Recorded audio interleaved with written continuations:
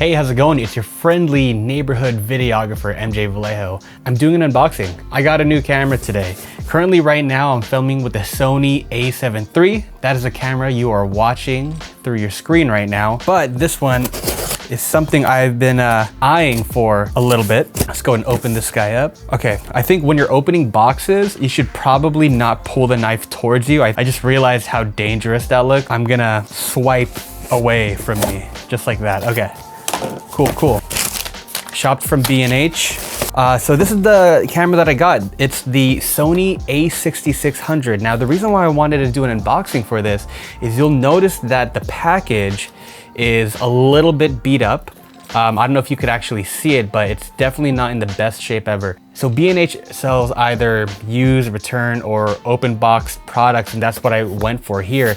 So the A6600, it's about, I want to say, $1,200, maybe $1,300 brand new, but I saw that they were selling this for like $900 and something. So I saved a little bit under $300. When I clicked on the item, it said that there was kind of like some wear marks, about 9 points of wear marks on this open boxed item. Now, if you're a first time photographer, or maybe you're trying to get into video, I totally understand. When I first started out, doing photo and video, I wanted to get the brand new camera because having that brand new piece of equipment to call your own, it hits different, right? But if you're a few years into industry, getting used items like this one, it's good enough, right? Because I'm not gonna use this as a main camera, it's gonna be more of a B cam. So let's go and open it up. Same packaging like any other Sony packaging. So like I said, I saved a little bit under $300 on this open box item. You still get all of the little pamphlets and whatnot. I think that's like warranty cards. You still get the little neck strap, Z battery, which I love so much because since I said I'm using the A7 III, the Sony A6600 also uses these larger Z batteries. Wall charger, got the eye cap, little eyepiece thingy, which I'm not gonna use because if you use the eyepiece, which I'm sure a lot of photographers enjoy using the little eye cup, you're not going to be able to use the flip out screen. So here's the actual camera body. Let's see how it looks. Wow, actually, it looks, brand new. It does not seem damaged at all. B&H sold this for $300 less than the retail price at $1,200. On the product description, it said there are 9 wear marks, like used wear marks on this camera body, and I'm trying to find it, and there really is not. I don't see anything. I really don't see anything. Let's see if it turns on. Let's put one of my favorite lenses, the Sigma 31.4. Oh, but first, let's check the sensor. Clean sensor, nothing on there, no dust or any kind of mark. Put that lens on. I'm gonna skip all of the little onboarding things. Of course I speak English, as you can tell. Everything looks like it's in working order. And it just said that the battery is exhausted. But that's why I got this camera, simply because just like my Sony A7 III, it uses the same exact batteries, which I have a handful of Z batteries. So now I could pop in another Z battery and it works. Like I mentioned earlier, I'm not gonna install the little eyepiece for this camera.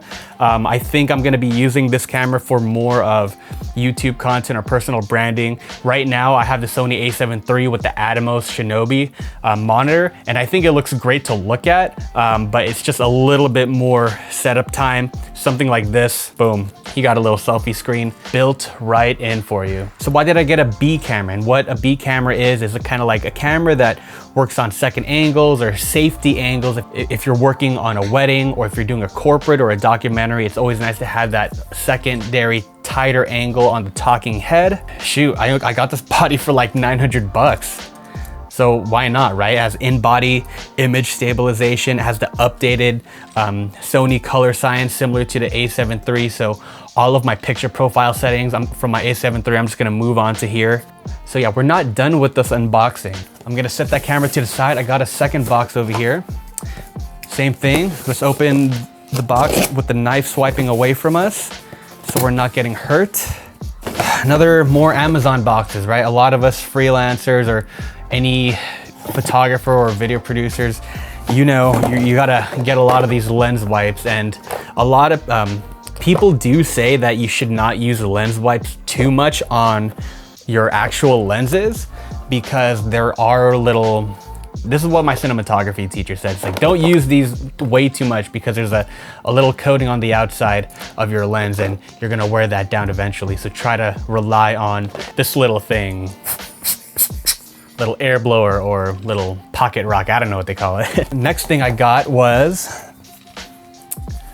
this. So like I mentioned earlier, I'm not gonna use the eyepiece because it gets in the way of the little flip up screen. But if you're an audiophile like me and you love having decent audio and you mount your microphone on top of your camera like so, the microphone is going to get in the way of the screen and it kind of renders the whole flip up screen thing pointless. So that's what this little thing is. It's a relocator plate. How it works is you place it on top of the hot shoe like so.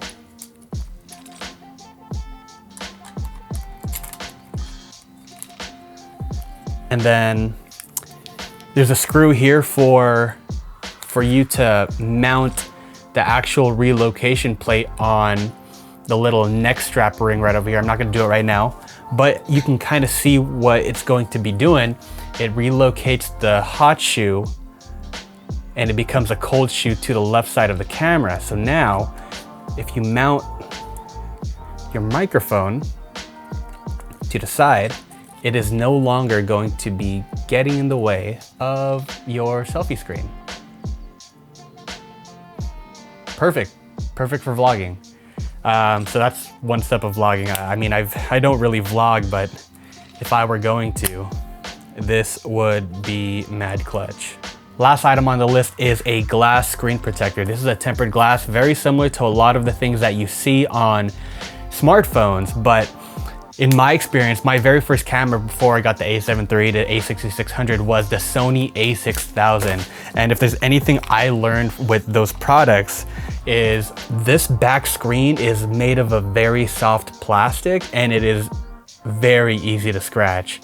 Even if it's a little bit of dirt or sand and you're trying to wipe away some of that finger or hand oils, like your human oils off of the screen, it will scratch and it's not worth it, right? Because if you end up replacing the screen, it's gonna be costly. And look, if you are spending a lot of money on equipment, you want to take care of it, whether you want to resell it or just, respect the equipment, man. But yeah, that's pretty much it. Thank you so much for watching. If you have any questions, feel free to head to the comments below. And if you like this video or want to see more, I would appreciate it if you could like and subscribe to me. I don't typically do unboxings, so if you're into things like podcasts and just like a day in the life of what I do as a freelance videographer, hit that subscribe button. I'll see you next time. I'm gonna play with my new camera.